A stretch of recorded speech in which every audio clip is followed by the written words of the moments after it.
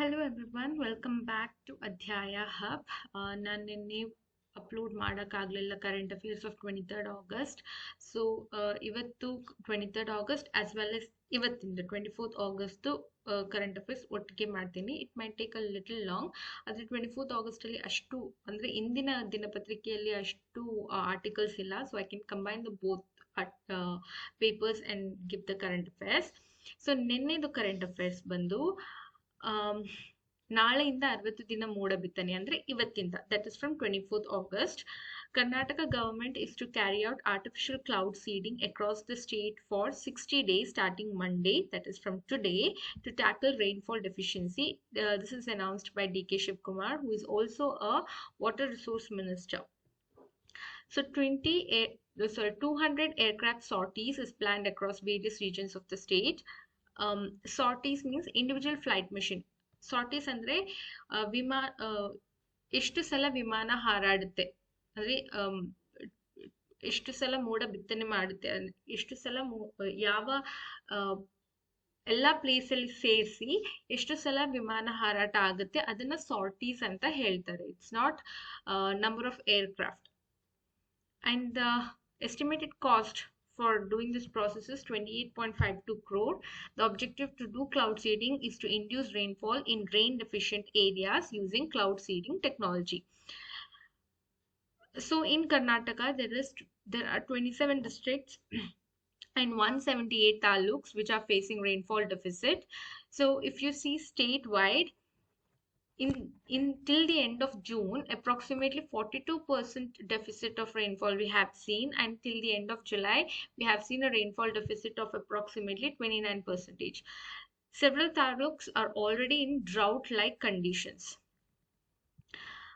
Drought declaration process announced separately by N. Chelvarayaswamy, who is the agriculture minister. No immediate drought declaration. Decision is deferred to the end of the current month.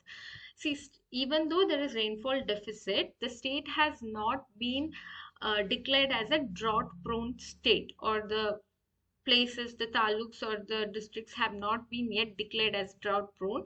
To declare the places as a drought-prone areas, there is a separate process.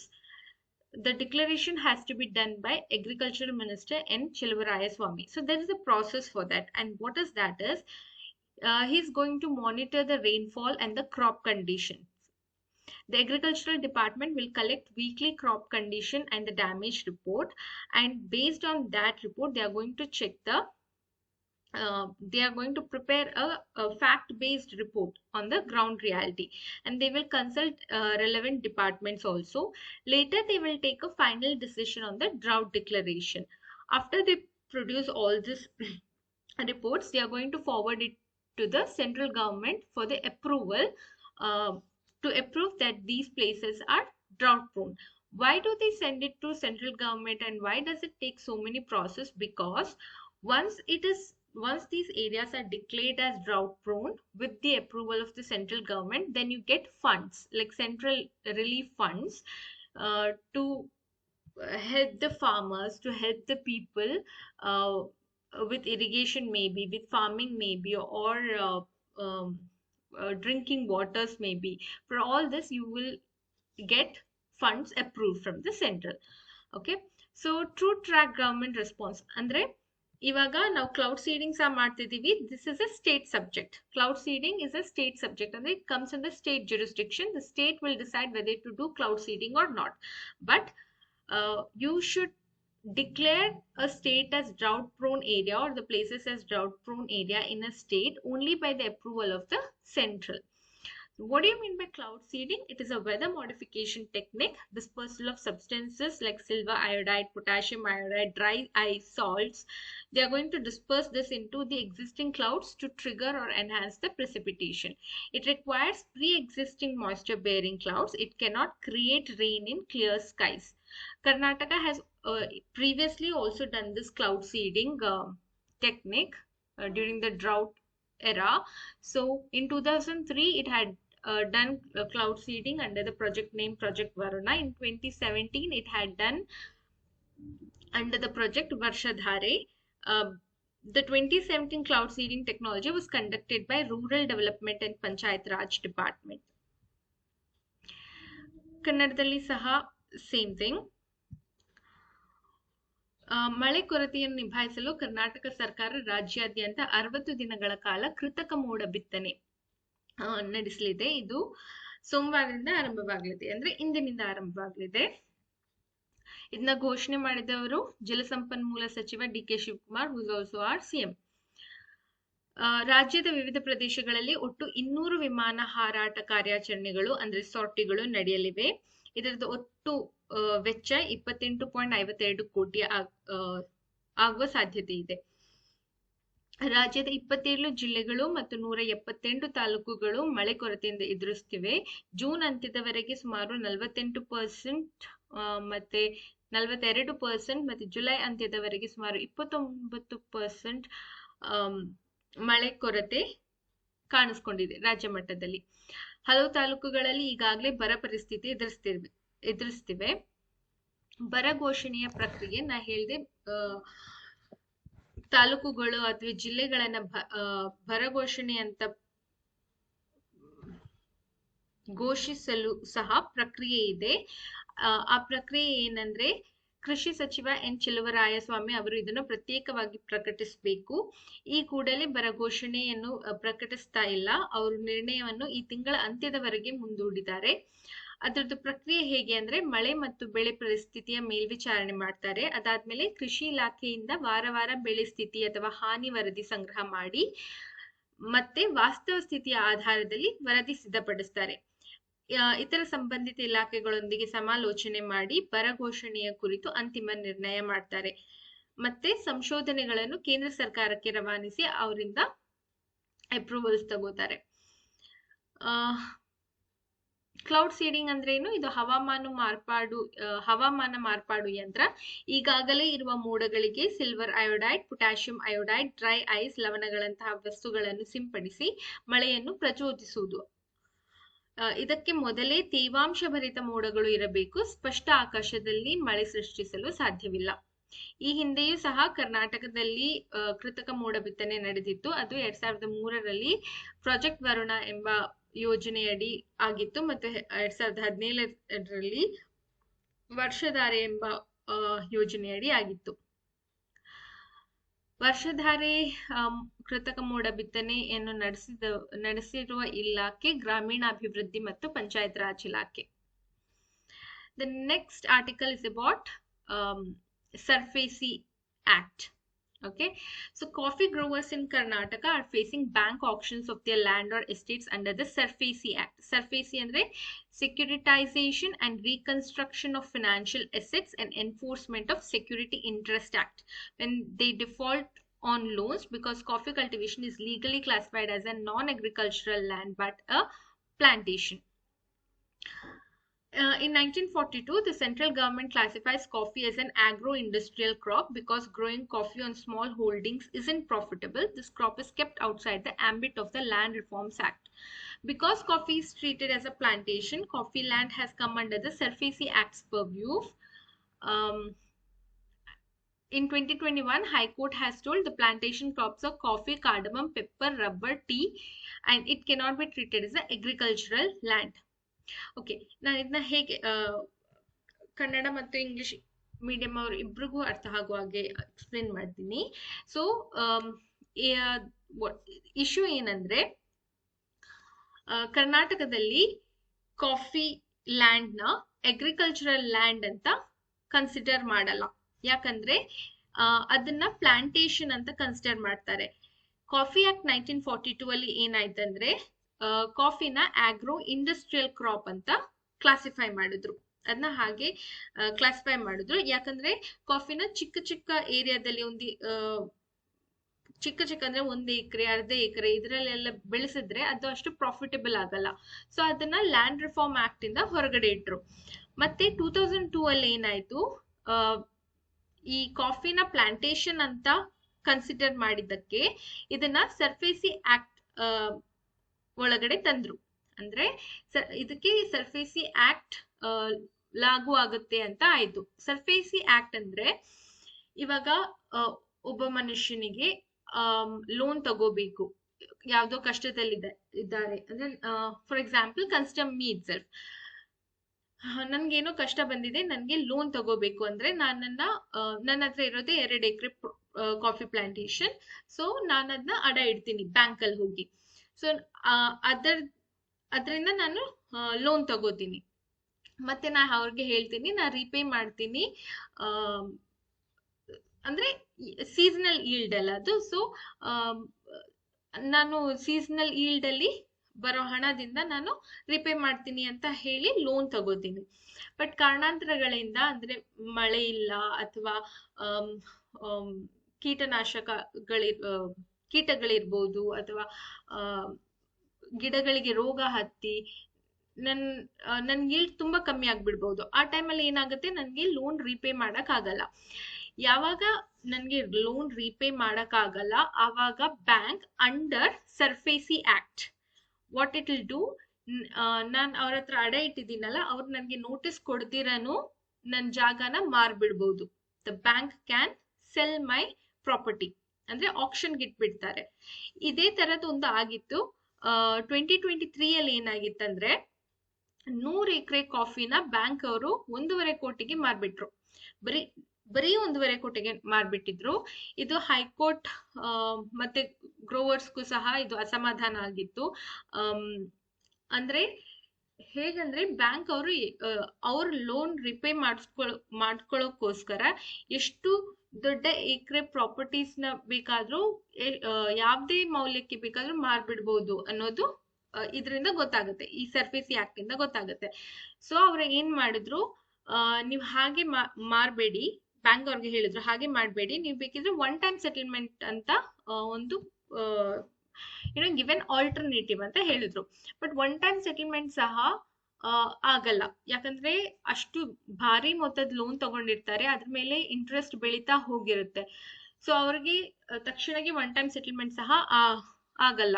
ಅಂದ್ರೆ ದೊಡ್ಡ acre ಇರೋರ್ಗೆ ಆದ್ರೆ ಪರವಾಗಿಲ್ಲ, ಈ 1-2 acre ಇರೋರ್ಗೆ 1 time settlement, 1 time settlement ಅಲ್ಲಿ ಅವ್ರು ಜಾಸ್ತಿ ಹಣ ತಗೊಂಡ್ರೆ ಅವ್ರು ಹೇಗೆ ರೀಪೇ ಮಾಡಕ್ಕಾಗುತ್ತೆ, ಅದಾಗುದಿಲ್ಲ. ಸೊ ಅದರಿಂದ ಈ ಸರ್ಫೇಸಿ ಆಕ್ಟ್ ಆಗ್ಬಾರ್ದು, ಅಂದ್ರೆ ಕಾಫಿ ಗ್ರೋವರ್ಸ್ಗೆ ಇದು ಲಾಗು ಆಗ್ಬಾರ್ದು, ಕಾಫಿ ಪ್ಲಾಂಟೇಶನ್ಗೆ ಇದು ಲಾಗು ಆಗ್ಬಾರ್ದು ಅಂತ ಗ್ರೋವರ್ಸ್ ಡಿಮಾಂಡ್ ಮಾಡ್ತಿದ್ದಾರೆ. And they have asked to amend the SARFAESI act. SARFAESI act ನ ತಿದ್ದುಪಡಿ ಮಾಡಿಸಿ ಅದರಿಂದ coffee plantation is an agricultural land ಅಂತ ಮಾಡಿ. ಯಾಕಂದ್ರೆ ಅಗ್ರಿಕಲ್ಚರಲ್ ಲ್ಯಾಂಡ್ ಮೇಲೆ ಸರ್ಫೇಸಿ ಆಕ್ಟ್ ಲಾಗು ಆಗೋದಿಲ್ಲ. ಅಗ್ರಿಕಲ್ಚರಲ್ ಅಂದ್ರೆ ಬ್ಯಾಂಕ್ ಅವರು ಅಗ್ರಿಕಲ್ಚರಲ್ ಲ್ಯಾಂಡ್ ನ ಮಾರಕ್ ಆಗಲ್ಲ. They can want to give you the loan back, but they cannot auction the agricultural land. This is the same thing explained here also. ಕರ್ನಾಟಕದ coffee ಬೆಳೆಗಾರರು ಸಾಲ ಮರುಪಾವತಿ ಮಾಡದಿದ್ದಾಗ ಸರ್ಫೇಸಿ ಕಾಯ್ದೆಯಡಿ ಬ್ಯಾಂಕುಗಳು ಅವರ ಭೂಮಿ ಅಥವಾ ತೋಟಗಳನ್ನು ಹರಾಜು ಹಾಕುತ್ತಿರುವ ಸಂಕಷ್ಟ ಎದುರಿಸುತ್ತಿದ್ದಾರೆ. ಇದನ್ನೇ ನಾ ಹೇಳಿದ್ದು. ಕೇಂದ್ರ ಸರ್ಕಾರ ಕಾಫಿಯನ್ನು ಕೃಷಿ ಆಧಾರಿತ ಬೆಳೆ ಎಂದು ವರ್ಗೀಕರಿಸಿದೆ. ಕಡಿಮೆ ವಿಸ್ತೀರ್ಣದಲ್ಲಿ ಕಾಫಿ ಬೆಳೆಯುವುದು ಲಾಭದಾಯಕವಲ್ಲ ಎಂಬ ಕಾರಣಕ್ಕೆ 1942ರಲ್ಲಿ ಈ ಬೆಳೆಯನ್ನು ಭೂ ಸುಧಾರಣೆ ಕಾಯ್ದೆಯ ವ್ಯಾಪ್ತಿಯಿಂದ ಹೊರಗಿಡಲಾಯಿತು. ಕಾಫಿಯನ್ನು ಪ್ಲಾಂಟೇಶನ್ ಎಂದು ಪರಿಗಣಿಸಲಾಗಿರುವುದರಿಂದ ಕಾಫಿ ಭೂಮಿ ಸರ್ಫೇಸಿ ಕಾಯ್ದೆಯ ವ್ಯಾಪ್ತಿಗೆ ಒಳಪಟ್ಟಿದೆ. ಭೂ ಅಭಿವೃದ್ಧಿಗಾಗಿ ಪಡೆದ ಸಾಲ ಮರುಪಾವತಿ ಆಗದಿದ್ದರೆ ಬ್ಯಾಂಕ್ಗಳು ಇಡೀ ಜಮೀನನ್ನೇ ಹರಾಜು ಹಾಕಬಹುದು. ಇದರಿಂದ ರೈತರು ಕಾನೂನು ಹೋರಾಟ ಮಾಡ್ತಿದ್ದಾರೆ.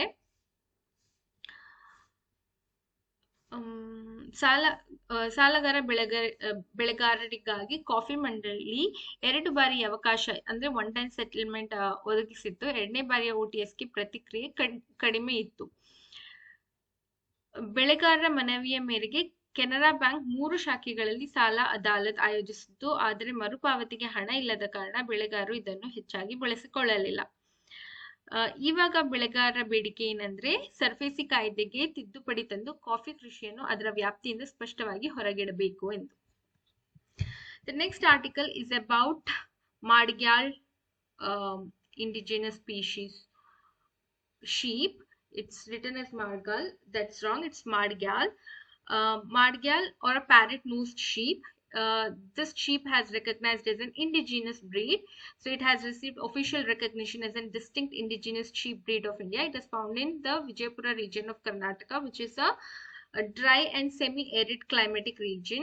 So why is it called as parrot-nosed sheep? Because it has a distinctive curved or parrot-like facial or nasal profile, and it is recognized as an indigenous breed by ICAR, National Bureau of Animal Genetic Resources, NBAGR, Karnal, Haryana. So this center is responsible for identification, registration, and conservation of India's indigenous animal genetic resources. This is Karnataka's 7th registered sheep and India's 46th registered sheep. So according to the articles, this sheep has a population of 1.10 lakh right now. Madgyal sheep is well adapted to dry and drought prone conditions of northern Karnataka, and they are very important for climate resilient livestock farming, and also favorable for mutton production, for that meat production. So that will give an additional income to the livestock farmers. Sheep rearing supports small and marginal farmers, uh, pastoralists and rural households. Uh, why do you uh, why declaration of the indigenous breeds is important? Because the recognition will help the breed's unique genetic characters and prevent the loss of valuable indigenous livestock diversity. Registration facilitates scientific breeding, genetic improvement, research, conservation programs, and targeted government support.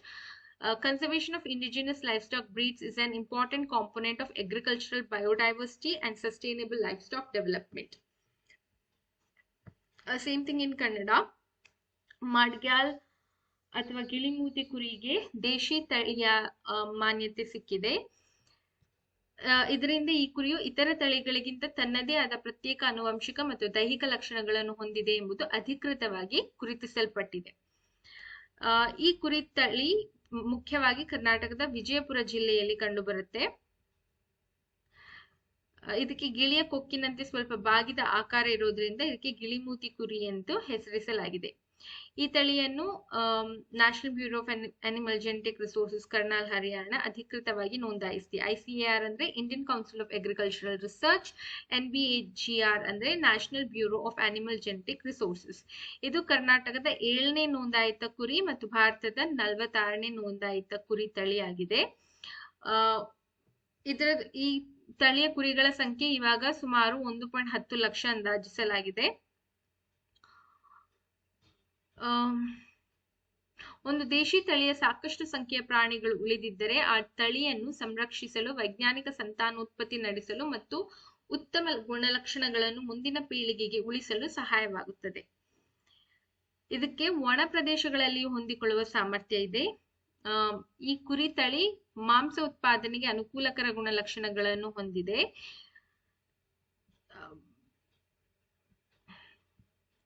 ಪ್ರತಿಯೊಂದು ದೇಶಿ ತಳಿಯು ತನ್ನದೇ ಆದ ವಿಶಿಷ್ಟ jeans ಅಥವಾ ಆನುವಂಶಿಕ ಗುಣಲಕ್ಷಣಗಳು ಹೊಂದಿರುತ್ತದೆ. ಒಂದು ದೇಶಿ ತಳಿ ನಾಶವಾದರೆ ಅದರ ವಿಶಿಷ್ಟ ಜೆನೆಟಿಕ್ ಟ್ರೇಟ್ಸ್ ಕೂಡ ಶಾಶ್ವತವಾಗಿ ಕಳೆದು ಹೋಗಬಹುದು. ಆದ್ದರಿಂದ ಮಡ್ಗ್ಯಾಲ್ ಕುರಿಯಂತಹ ತಳಿಗಳ ಸಂರಕ್ಷಣೆ ಅನಿಮಲ್ ಜೆನೆಟಿಕ್ ರಿಸೋರ್ಸಸ್ ಕನ್ಸರ್ವೇಷನ್ಗೆ ಮುಖ್ಯ.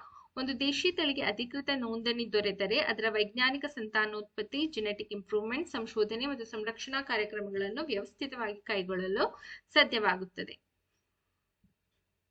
Next article is about Russia-Ukraine war. Russia and Ukraine forces have escalated the attacks on each other. So why it started? In 2022, Russia launched a full-scale invasion called a special military operation. Why? Because Russia says that it is opposing NATO's eastward expansion, and its support for Donbas separatists, for demilitarization or denazification of Ukraine. And Russia had also annexed Crimea in 2014. And what does Ukraine says that Russia has provoked war of aggression, and also it is violating Ukraine's sovereignty and international law. So the conflict is actually traces back to 2014 when Russia annexed Crimea and Donbas insurgency. So in 2014, Russia annexed Crimea, a place in Crimea or Crimea, a place in Ukraine, and then Donbas war begins. In 2022, full-scale invasion from Russia's end began. In 2022, Ukraine counter-attacked uh, Russia. In 2023 also there was major counter-offensives like limited gains but heavy losses were there for Ukraine. In August 2024, Ukraine's surprise incursion to Russia's Kursk region. In 2025, slowly the Russia started, uh, annexing small territories of Ukraine. There was an Istanbul peace talk, but that was of no use. In 2026, now long range drone or missile strikes have been started. Now, what is the current status? There is no ceasefire. Now Russia is controlling approximately 19 to 20% of Ukrainian territory, and heavy long range strikes is also happening. So global impact, if you see, sanction on Russia is persist, but enforcement gaps remain. There is discontinued oil in India or China. That means not complete stop of oil import to these countries, but there is disruptive um, oil imports. Then energy markets have been reshaped. Russia pivots exports to Asia. Ukrainian strikes has disrupted Russian fuel supply, and food security has disrupted also, like Ukraine's grain or sunflower oil export has been disrupted. So these are the global impact. ಕನ್ನಡದಲ್ಲಿಯೂ ಸಹ same explain ಮಾಡಿದ್ದೀನಿ. So ಅಂದ್ರೆ pointers ಹಾಕಿದ್ದೀನಿ. ಯುದ್ಧ ಆರಂಭವಾಗಿದ್ದು ಏಕೆ ಅಂದ್ರೆ Russia Ukraine ಮೇಲೆ ಪೂರ್ಣ ಪ್ರಮಾಣದ ಆಕ್ರಮಣ ಆರಂಭಿಸಿತು 2022ರಲ್ಲಿ. ಅದನ್ನ ವಿಶೇಷ ಮಿಲಿಟರಿ ಕಾರ್ಯಾಚರಣೆ ಎಂದು ಪುಟಿನ್ ಕರೆದಿದ್ದ. ರಷ್ಯಾ ನೀಡಿದ ಕಾರಣಗಳೇನೆಂದ್ರೆ ನ್ಯಾಟೋ ಪೂರ್ವದತ್ತ ವಿಸ್ತರಣೆಗೆ ವಿರೋಧ, ಡಾನ್ಬಾಸ್ ಪ್ರತ್ಯೇಕತಾವಾದಿಗಳಿಗೆ ಬೆಂಬಲ, ಉಕ್ರೇನ್ನ ಸೇನಾ ನಿಶಸ್ತ್ರೀಕರಣ ಮತ್ತು ನಾಜಿ ವಿಚಾರಧಾರೆ ನಿರ್ಮೂಲನೆ, ಮತ್ತೆ ಕ್ರಿಮಿಯಾ ಕುರಿತ ವಿವಾದ. ಅದನ್ನ ಕಾಲಾನುಕ್ರಮದಲ್ಲಿ ಸಂಕ್ಷಿಪ್ತವಾಗಿ ನೋಡಿದ್ರೆ 2014ರಲ್ಲಿ ಕ್ರಿಮಿಯಾ ಸ್ವಾಧೀನ, ಡಾನ್ಬಾಸ್ ಯುದ್ಧ ಆರಂಭವಾಯಿತು. 2022ರಲ್ಲಿ ಪೂರ್ಣ ಪ್ರಮಾಣದ ಆಕ್ರಮಣ ಆರಂಭ, ಮತ್ತೆ ಇವಾಗ ಎರಡೂ ಕಡೆಯಿಂದ ದೂರಗಾಮಿ ಡ್ರೋನ್ ಅಥವಾ ಕ್ಷಿಪಣಿ ದಾಳಿಗಳು ತೀವ್ರವಾಗಿದ್ದಾರೆ. ಕದನ ವಿರಾಮ ಇನ್ನೂ ಆಗ್ಲಿಲ್ಲ. ಜಾಗತಿಕ ಪ್ರಭಾವ, ರಷ್ಯಾದ ಮೇಲಿನ ನಿರ್ಬಂಧಗಳು ಮುಂದುವರಿದಿವೆ, ಆದರೆ ಜಾರಿಯಲ್ಲಿ ಲೋಪಗಳಿವೆ. ಇಂಧನ ಮಾರುಕಟ್ಟೆ ಮರುರೂಪಗೊಂಡಿದೆ. ಆಹಾರ ಭದ್ರತೆ ಅಂದ್ರೆ ಉಕ್ರೇನ್ನ ಧಾನ್ಯ ಅಥವಾ ಸೂರ್ಯಕಾಂತಿ ಎಣ್ಣೆ ರಫ್ತು ಅಸ್ತವ್ಯಸ್ತಗೊಂಡಿದೆ.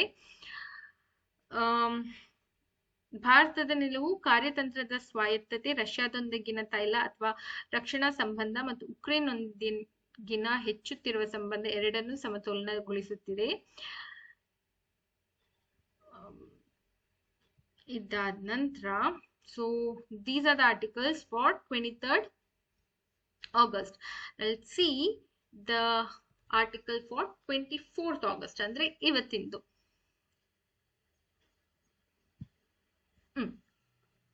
ಸೊ 24th August ಇವತ್ತಿಂದ ಕರೆಂಟ್ ಅಫೇರ್ಸ್ ಏನಂದ್ರೆ, ಫಸ್ಟ್ ಒನ್ ಇಸ್ ದಟ್ ನೀವು ನಿಮ್ಮ ಕರಡು ಮತದಾರ ಪಟ್ಟಿಯಲ್ಲಿ ನಿಮ್ಮ ಹೆಸರು ಇದೆಯಾ ಇಲ್ವಾ ಅಂತ ಈ ವೆಬ್ಸೈಟ್ ಅಲ್ಲಿ ಹೋಗಿ ಪರಿಶೀಲಿಸಿ.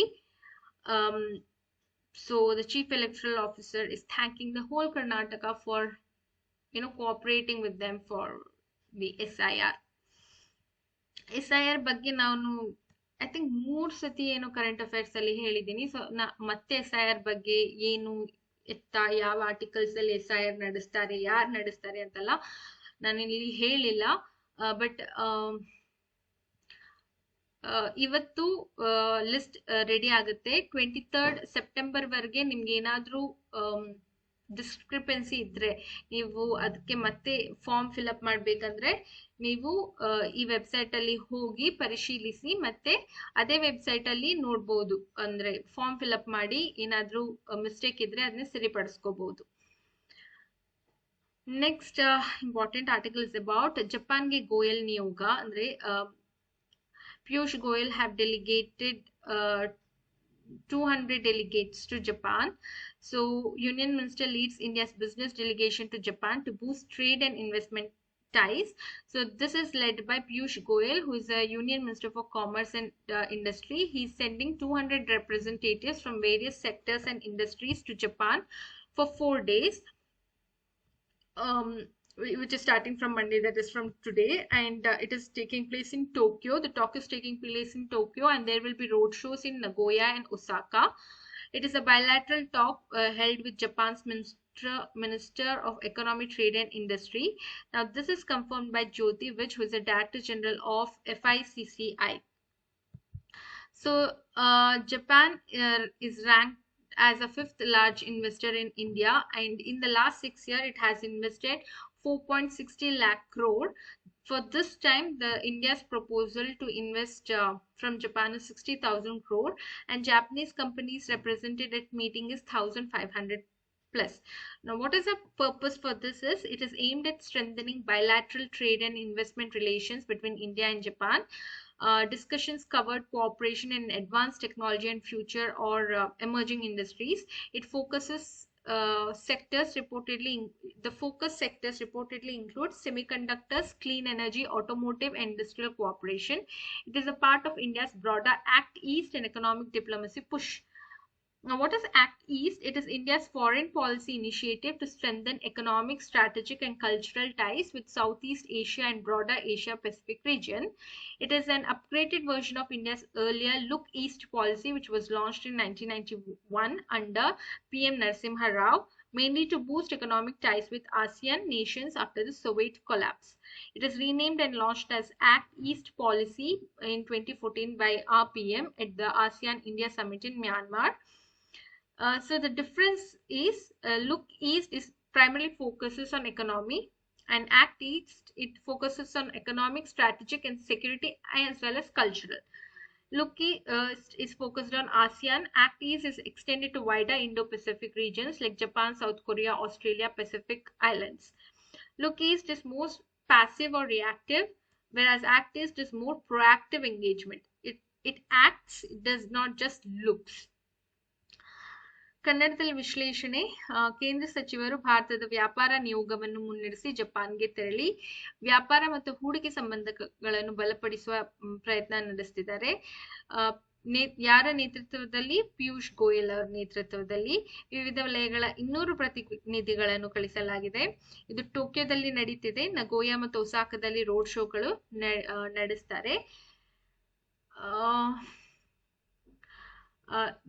ಜಪಾನ್ ಭಾರತದಲ್ಲಿ 5ನೇ ಅತಿ ದೊಡ್ಡ ಹೂಡಿಕೆದಾರ. ಜಪಾನ್ನ ಭಾರತದಲ್ಲಿನ ಹೂಡಿಕೆ ಕಳೆದ 6 ವರ್ಷಗಳಲ್ಲಿ 4.60 ಲಕ್ಷ ಕೋಟಿ. ಚರ್ಚಿಸಲಾದ ಭಾರತದ ಪ್ರಸ್ತಾವಿತ ಹೂಡಿಕೆ ಯೋಜನೆಗಳು 60,000 ಕೋಟಿ. ಸಭೆಯಲ್ಲಿ ಪ್ರತಿನಿಧಿಸಲಾದ ಜಪಾನಿ ಕಂಪನಿಗಳು 1,500ಕ್ಕೂ ಹೆಚ್ಚು. ಭಾರತ ಜಪಾನ್ ನಡುವಿನ ದ್ವಿಪಕ್ಷೀಯ ವ್ಯಾಪಾರ ಮತ್ತು ಹೂಡಿಕೆ ಸಂಬಂಧಗಳನ್ನು ಬಲಪಡಿಸುವುದು ಇದರ ಉದ್ದೇಶ. ಸುಧಾರಿತ ತಂತ್ರಜ್ಞಾನ ಮತ್ತು ಭವಿಷ್ಯದ ಕೈಗಾರಿಕೆಗಳಲ್ಲಿ ಸಹಕಾರದ ಚರ್ಚೆ. ಭಾರತದ ವಿಶಾಲ ಆಕ್ಟ್ ಈಸ್ಟ್ ಮತ್ತು ಆರ್ಥಿಕ ರಾಜತಾಂತ್ರಿಕತೆಯ ಭಾಗ. ಆಕ್ಟ್ ಈಸ್ಟ್ ಅಂದ್ರೆ ಏನು? ಇದೊಂದು ಆಗ್ನೇಯ ಏಷ್ಯಾ ಮತ್ತು ವಿಶಾಲ ಏಷ್ಯಾ ಪೆಸಿಫಿಕ್ ಪ್ರದೇಶದೊಂದಿಗೆ ಆರ್ಥಿಕ, ಕಾರ್ಯತಂತ್ರ ಮತ್ತು ಸಾಂಸ್ಕೃತಿಕ ಸಂಬಂಧಗಳನ್ನು ಬಲಪಡಿಸುವ ಭಾರತದ ವಿದೇಶಾಂಗ ನೀತಿಯ ಉಪಕ್ರಮ. ಇದು ಭಾರತದ ಹಿಂದಿನ ಲುಕ್ ಈಸ್ಟ್ ನೀತಿಯ ಉನ್ನತೀಕರಿಸಿದ ಆವೃತ್ತಿ. ಇದನ್ನು 1991ರಲ್ಲಿ ಪ್ರಧಾನಿ ನರಸಿಂಹರಾವ್ ಅವರ ನೇತೃತ್ವದಲ್ಲಿ ಆರಂಭಿಸಲಾಯಿತು. ಯಾವುದು? ಲುಕ್ ಈಸ್ಟ್ ನೀತಿ. ಮತ್ತೆ 2014ರಲ್ಲಿ ಪ್ರಧಾನಿ ನರೇಂದ್ರ ಮೋದಿ ಅವರು ಮ್ಯಾನ್ಮಾರ್ನಲ್ಲಿ ನಡೆದ ಆಸಿಯಾನ್ ಭಾರತ ಶೃಂಗಸಭೆಯಲ್ಲಿ ಇದನ್ನು ಆಕ್ಟ್ ಈಸ್ಟ್ ನೀತಿ ಎಂದು ಮರುನಾಮಕರಣ ಮಾಡಿ ಮರುಪ್ರಾರಂಭಿಸಿದರು. ಲುಕ್ ಈಸ್ಟ್ ಮತ್ತು ಆಕ್ಟ್ ಈಸ್ಟ್ ವ್ಯತ್ಯಾಸ ಏನಂದ್ರೆ, ಲುಕ್ ಈಸ್ಟ್ ಅಲ್ಲಿ ಇದು ಪ್ರಧಾನವಾಗಿ ಆರ್ಥಿಕ ಗಮನ, ಆಕ್ಟ್ ಈಸ್ಟ್ ಅಲ್ಲಿ ಆರ್ಥಿಕ, ಕಾರ್ಯತಂತ್ರ, ಭದ್ರತೆ ಮತ್ತು ಸಾಂಸ್ಕೃತಿಕ. ಲುಕ್ ಈಸ್ಟ್ ಆಸಿಯಾನ್ಗೆ ಮಾತ್ರ ಸೀಮಿತ. ಆಕ್ಟ್ ಈಸ್ಟ್ ವಿಶಾಲ ಇಂಡೋ ಪೆಸಿಫಿಕ್ಗೆ ವಿಸ್ತರಣೆ. ಜಪಾನ್, ದಕ್ಷಿಣ ಕೊರಿಯಾ, ಆಸ್ಟ್ರೇಲಿಯಾ, ಪೆಸಿಫಿಕ್ ದ್ವೀಪಗಳು ಕೂಡ ಒಳಗೊಂಡಿವೆ. ಲುಕ್ ಈಸ್ಟ್ ಅಲ್ಲಿ ಇದು ಹೆಚ್ಚು ನಿಷ್ಕ್ರಿಯ ಅಥವಾ ಪ್ರತಿಕ್ರಿಯಾತ್ಮಕ. ಆಕ್ಟ್ ಈಸ್ಟ್ ಹೆಚ್ಚು ಸಕ್ರಿಯ ತೊಡಗಿಸಿಕೊಳ್ಳುವಿಕೆ. ಲುಕ್ ಅಲ್ಲ, act. So, the next article is about PNG. So district level officers for PNG saturation. Center pushes states to speed up LPG to PNG transition in households. So the Petroleum Ministry has asked all states or union territories to provide district level administrative support to accelerate the shift of households from LPG to PNG, that is from cylinders to piped gas. This is formalized through a letter dated August 21, 2026, written by Petroleum Secretary Neeraj Mittal to Chief Secretaries of all states. States are asked to nominate one nodal officer per district, not below the rank of district supply officer, from the Department of Food and Civil Supplies. This officer will be formally associated with the local piped gas coordination committee. Now, why are they doing this? The government has been encouraging the shift to PNG partly because the Strait of Hormuz choking. The government also notified the Liquefied Petroleum Gas LPG Amendment Order 2026 to give additional relaxation and convenience to domestic LPG consumers switching to PNG. PNG is a safer, cleaner, more efficient cooking fuel and plays a critical role in India's energy transition. It reduces logistics burden of LPG distribution and improves utilization of CGD infrastructure built through public-private investment. So early in 2026, a joint review meeting focused on expanding PNG in 110 identified geographic areas with emphasis on ward-wise targets, PM Gati Shakti portal mapping and MIS-based monitoring at center state district levels. PNG ಅಳವಡಿಕೆಗೆ ಜಿಲ್ಲಾ ಮಟ್ಟದಲ್ಲಿ ಅಧಿಕಾರಿಗಳು ಮನೆಗಳಲ್ಲಿ LPGಯಿಂದ PNGಗೆ ಪರಿವರ್ತನೆ ತ್ವರಿತಗೊಳಿಸಲು ಕೇಂದ್ರ ಸರ್ಕಾರ ರಾಜ್ಯಗಳಿಗೆ ಸೂಚನೆ ನೀಡಿದೆ. ಪೆಟ್ರೋಲಿಯಂ ಸಚಿವಾಲಯವು ಎಲ್ಲಾ ರಾಜ್ಯಗಳು ಮತ್ತು ಕೇಂದ್ರಾಡಳಿತ ಪ್ರದೇಶಗಳಿಗೆ ಮನೆಗಳನ್ನು LPGಯಿಂದ PNG ಬದಲಾಯಿಸುವ ಪ್ರಕ್ರಿಯೆಯನ್ನು ತ್ವರಿತಗೊಳಿಸಲು ಜಿಲ್ಲಾ ಮಟ್ಟದ ಆಡಳಿತಾತ್ಮಕ ಬೆಂಬಲ ಒದಗಿಸುವಂತೆ ಕೇಳಿಕೊಂಡಿದೆ. ರಾಜ್ಯಗಳಲ್ಲಿ ಆಹಾರ ಮತ್ತು ನಾಗರಿಕ ಸರಬರಾಜು ಇಲಾಖೆಯಿಂದ ಜಿಲ್ಲಾ ಸರಬರಾಜಾಧಿಕಾರಿಯ ಶ್ರೇಣಿಗಿಂತ ಕಡಿಮೆ ಇಲ್ಲದ ಒಬ್ಬ ನೋಡಲ್ ಅಧಿಕಾರಿಯನ್ನು ಪ್ರತಿ ಜಿಲ್ಲೆಗೆ ನೇಮಿಸುವಂತೆ ಕೇಳಲಾಗಿದೆ. ಭಾರತದ ಸುಮಾರು 50% LPG ಆಮದು ಸಾಗುವ ಹೊರ್ಮುಜ್ ಜಲಸಂಧಿ ಮಧ್ಯಪ್ರಾಚ್ಯ ಬಿಕ್ಕಟ್ಟಿನಿಂದಾಗಿ ಬಂದ್ ಆಗಿದ್ದರಿಂದ ಪೂರೈಕೆಯಲ್ಲಿ ದುರ್ಬಲತೆ ಬಹಿರಂಗವಾಗಿದ್ದು, ಇದೇ PNGಗೆ ಬದಲಾವಣೆಯನ್ನು ಉತ್ತೇಜಿಸಲು ಒಂದು ಕಾರಣ.